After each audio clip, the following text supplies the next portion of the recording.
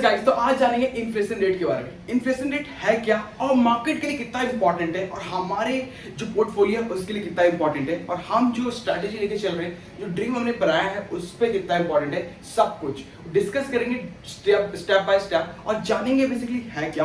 और साथ ही साथ ये पता करेंगे इन्फ्लेशन रेट बढ़ने से क्या होता है, मार्केट में क्या फर्क पड़ता है और हमारे पॉकेट पे क्या फर्क पड़ता है और हमारे पोर्टफोलियो पे क्या फर्क पड़ता है जो हमने इन्वेस्टमेंट की हुई है, और हमें ऐसे कौन से स्टॉक्स को या फिर कौन सी स्ट्रैटेजी को यूज करना पड़ेगा स्टॉक में या म्यूचुअल फंड में, जिससे कि हम एक स्ट्रैटेजी के साथ इन्वेस्टमेंट करें तो हम अपने इन्फ्लेशन रेट को बीट कर पाए। और इन द फ्यूचर जब ऐसा टाइम आए जब हम अपने पोर्टफोलियो को देख रहे हो तो हमारे पोर्टफोलियो में कोई भी नेगेटिव सर्कमस्टेंसेस ना हो और पॉजिटिव सर्कमस्टेंसेस हो, जिससे कि हम एक चीज को समझ पाए कि यस, हमने जो इन्वेस्टमेंट करी थी हम उसको बीट करते हुए जो हमारा गोल था हम उसको अचीव कर पा रहे, कोई दिक्कत नहीं। राइट, तो कैसे होता है सब कुछ जानेंगे डिटेल्स में।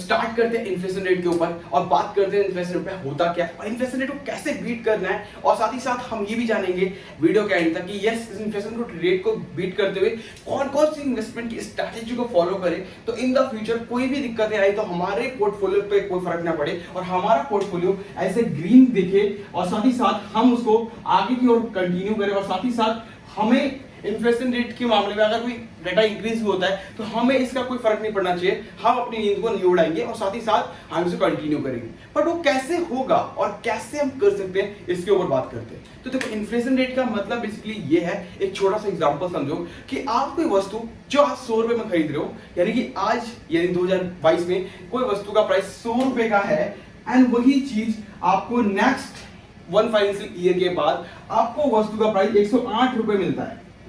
तो यानी कि जो वस्तु का प्राइस है वो 8% इंक्रीज हो गया है। तो यानी कि 8 रुपए पर वस्तु के हिसाब से प्राइस इंक्रीज हो गया है। तो मार्केट का इन्फ्लेशन 8% का, राइट। तो आप जो अभी वस्तु खरीदने के लिए 100 रुपए दे रहे थे, उस वस्तु को खरीदने के लिए अब आप नेक्स्ट टाइम पे 108 रुपए दोगे अगले साल।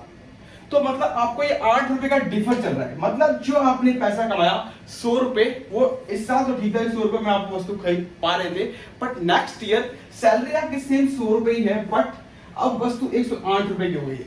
तो इस चीज को कैसे कंपीट करना है और साथ ही साथ ऐसे कैसे इन्वेस्टमेंट करना है जिससे कि हम इस 8% को भी कंपीट कर पाए और इसमें से कुछ पैसा ऐसा बचा लें जो कि हमारे इन्वेस्टमेंट के लिए, लॉन्ग टर्म के लिए, फ्यूचर के लिए जो गोल हमने ड्रीम को सोचा है वो भी बीट हो पाए। वो कैसे पॉसिबल है? बस यही है इन्फ्लेशन रेट और कुछ नहीं है। मान लो कि 100 रुपए की जो वस्तु आज मिल रही थी वो 108 की मिल रही है, यानी 8% का इन्फ्लेशन रेट इंक्रीज हो गया। सेम थिंग अब मुझे इस पे ये बात करना है कि 100 रुपए पे लेकर के 108 का जो इन्फ्लेशन रेट इंक्रीज हुआ है उस 8% को किस तरीके से बीट करते हुए कुछ अमाउंट ऐसा ही बचे जो कि हमारे सेविंग के लिए हो और इन द फ्यूचर के लिए जो फ्यूचर गोल हमने डिसाइड किया हुआ है उसको भी बीट करे।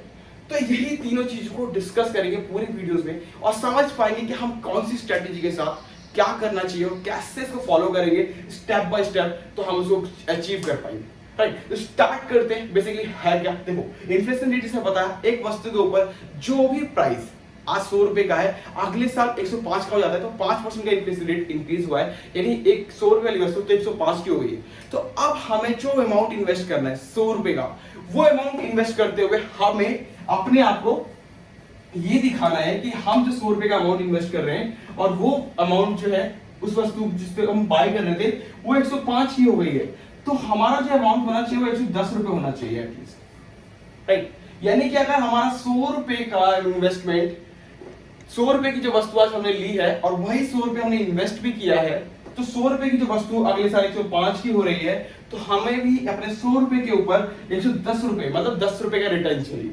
मतलब जितना आपका इन्फ्लेशन रेट है उसके डबल में भी अगर आप लेके चलते हो तो ऑलमोस्ट 10 to 20 इयर्स भी आप अगर इन्वेस्टमेंट करते हो एज अ म्यूचुअल फंड तो भी आप एक अच्छा खासा करोड़पति बन सकते हो। कोई बड़ी बात नहीं, बिकॉज ऑफ दिस आपने इन्फ्लेशन रेट मार्केट को बीट किया, साथ ही साथ आप उस कॉन्सेप्ट को समझे कि आपको किस तरह से इन्वेस्टमेंट करनी है।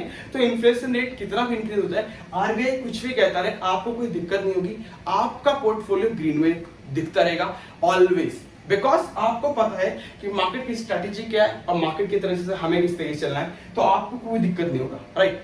अब देखो बात करते हैं इन्फ्लेशन रेट के ऊपर, बेसिकली है क्या और ये कैसे आता है। अब मान लो एक वस्तु है पार्ले जी, अगर आप देखोगे तो पार्ले जी का बिस्किट कभी 5 रुपए में 100 ग्राम आया करता था, स्टिल पार्ले जी का बिस्किट का जो अगर आप देखो क्वांटिटी तो 48 ग्राम 55 ग्राम का रह गया है, बट लेकिन आपको दिख रहा होगा कि वो 5 रुपए का ही बिस्किट है आज भी, वो बिस्किट 5 रुपए का ही है, बट उसका प्राइस 5 रुपए होने पे पहले वो 100 ग्राम का था और वो आज घट के ऑलमोस्ट 48 टू 55 ग्राम पे आ गया है। तो आपको ये देखना है कि जो 5 रुपए में दिखाया जा रहा है वो 5 रुपए इसलिए है कि कस्टमर का हम जो एक ओवरव्यू है उसको हम ना खींचें, उसको हम हटाए ना। अगर 5 रुपए वाली पार्ले जी 6 रुपए की हो जाती है, ये 7 रुपए की, तो बिस्किट बिकना कम हो जाएगा, राइट। उस स्ट्रैटेजी को वो नहीं हटाना चाहते और उस तरीके से 5 रुपए का जो प्राइस है वो 5 रुपए ही है, बट उसकी क्वांटिटी कम हो गई है। बिस्किट पहले उसमें 10 थे तो अब वो बिस्किट 7 के आसपास या 5 के आसपास रह गए बस। तो ये है क्वांटिटी, और क्वांटिटी के साथ उन्होंने पूरा गेम चेंज कर दिया।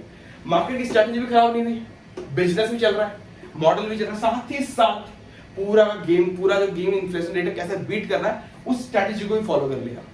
मतलब जो 100 ग्राम जो हम बिस्किट दे रहे थे वहां पे हम उसको 55 ग्राम देंगे, दैट्स ऑल अबाउट। 5 रुपए ही है, 55 ग्राम मिलेगा, बट ये चीज यूजर को इफेक्ट नहीं पड़ रहा क्योंकि यूजर वो देखना नहीं चाहता, उसको दिख रहा है कि 55 ग्राम है तो हमें और एक बिस्किट की नीड है, हमें 5 रुपए का और बाय कर लेंगे। बट उसने इस स्ट्रेटेजी को नहीं समझा कि मार्केट में क्या हुआ, जो कि हम जो 5 रुपए बिस्किट 100 ग्राम आ रहा था और हम उसके बाद कोई बिस्किट का पैकेट नहीं ले देते, और स्टिल वो प्राइस वो जो क्वांटिटी है वो 55 ग्राम की होगी, तो मुझे एक और बिस्किट की नीड है और वो 5 रुपए में इन्वेस्ट करके एक और एक बिस्किट खरीद रहा है। तो इस स्ट्रेटेजी को समझने के लिए बहुत अंदर का चीज है कि आपको क्या समझना है बेसिकली है क्या।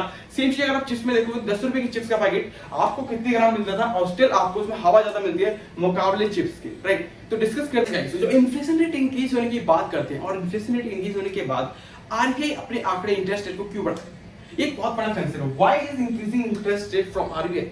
अगर आरबीआई इन्फ्लेशन रेट बढ़ता है, ठीक है, आरबीआई इंटरेस्ट रेट को क्यों इंक्रीज करता है? वो इसलिए इंक्रीज करता है कि आप जो इन्फ्लेशन रेट अगर हम बीट नहीं कर पाएंगे और हम आपसे ज्यादा इंटरेस्ट चार्ज नहीं करेंगे तो डेफिनेटली जो है इन्फ्लेशन रेट आगे जाएगा और वो हमारे लिए बहुत ज्यादा नुकसान करेगा, हमारी जीडीपी के लिए नुकसान करेगा, हमारी इकोनॉमिक्स व्यवस्था के लिए ज्यादा नुकसान करेगा, अर्थव्यवस्था के लिए। तो इसलिए वो इन्फ्लेशन रेट के मामले में इंटरेस्ट रेट को इंक्रीज करता है आरबीआई, ठीक है। और उसके बाद सेकंड पॉइंट पे, तो how to impact a pocket pay out.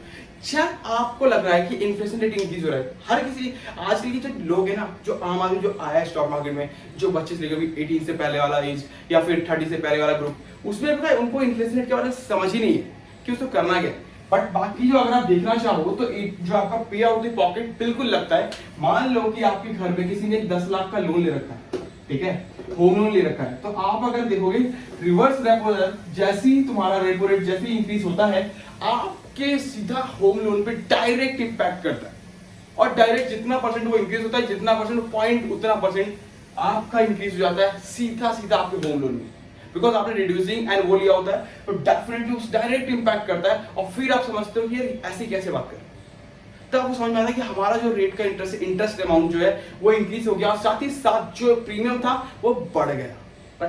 तो इस तरीके से बात होती है, तो डायरेक्ट आपके रेट आपके पॉकेट पे इंपैक्ट करता है। साथ ही साथ अगर आप कोई मार्केट से वस्तु उठा के लाते हो, आज 100 रुपए की थी, जैसे इन्फ्लेशन रेट इंक्रीज हुआ अगली जो वस्तु मार्केट में आई वो आया 105 रुपए का।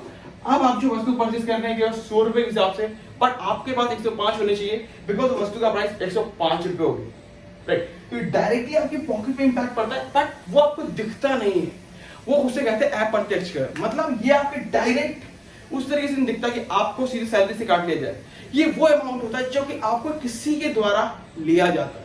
हो सकता है लोन के द्वारा लिया जाए या फिर किसी व्यापारी के द्वारा आप किसी सामान को परचेज कर रहे हो तब लिया जाए, मतलब अप्रत्यक्ष कर। प्रत्यक्ष कर वो होता है जो आपको डायरेक्टली लिया जाता है आपके सैलरी अमाउंट से, कि आपको इतना कर पे करना होगा, इतना टैक्स पे करना होगा। ये अप्रत्यक्ष कर मतलब आप घुमा फिरा के लिया जाएगा, इधर से नहीं आपको दिखाया नहीं जाएगा कि आपसे पैसा लिया जा रहा है, बट वो पैसा आपसे ही लिया जा रहा है, इंटरेस्ट आपसे ही लिया जाएगा, राइट। लास्ट में था how to beat this inflation rate. Same thing मैंने आपको शुरू में बताया कि मार्केट में कुछ भी हो, आपको सिर्फ ये डिसाइड करना है कि आपको जो भी आप शेयर सेलेक्ट कर रहे हो या म्यूचुअल फंड सेलेक्ट कर रहे हो, तो अगर मान लो 6% का इन्फ्लेशन रेट इंक्रीज हुआ है, मतलब मार्केट की इन्फ्लेशन रेट 6% चल रही है, तो मुझे एक स्ट्रेटेजी ऐसी डेवलप करनी है कि मुझे 12% का रिटर्न चाहिए।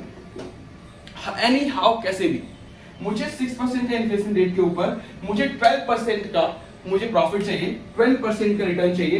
बिकॉज मैं 100 रुपए इन्वेस्ट करूं तो आज जिस वस्तु की बताई प्राइस 100 रुपए है, वो अगले साल 106 की होगी, तो मुझे उसके बदले 112 रुपए मिलेंगे। और 6 रुपए जो मुझे ज्यादा मिलेंगे, उस 6 रुपए से मैं अपने फ्यूचर गोल को, जो मेरा ड्रीम है, उसको मैं अचीव कर पाऊंगा।